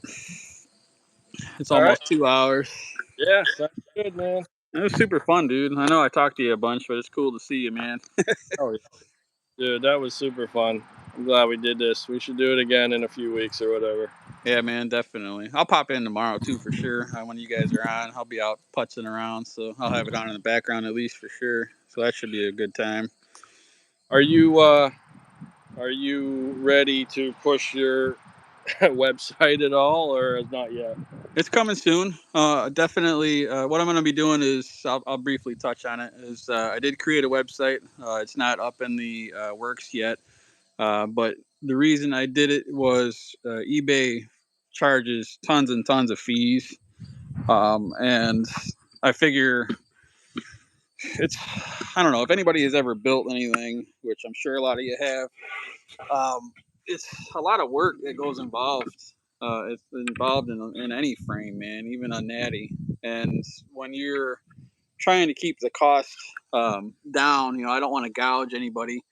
I also want to make enough money to buy materials, though. So it's like all the money that I do make, I want it to be mine and not fees paid to somebody else. Oh yeah. So yeah, I pulled everything off of eBay other than like other people's frames. I'm gonna be selling on eBay, like used ones that I have. But anything new is gonna be on a website that I've created. But it's not done yet. I am building up some inventory. When I do actually push it more, then I will have. I'll put a short out and a video, and then we'll go from there. But Oh, yeah, I'll be selling that one frame that Andy's got there. Pickle forks, the ruckus. I'm gonna try and make some. Those I'm slacking on, and then a few other bits and bobs. So we'll see how it goes.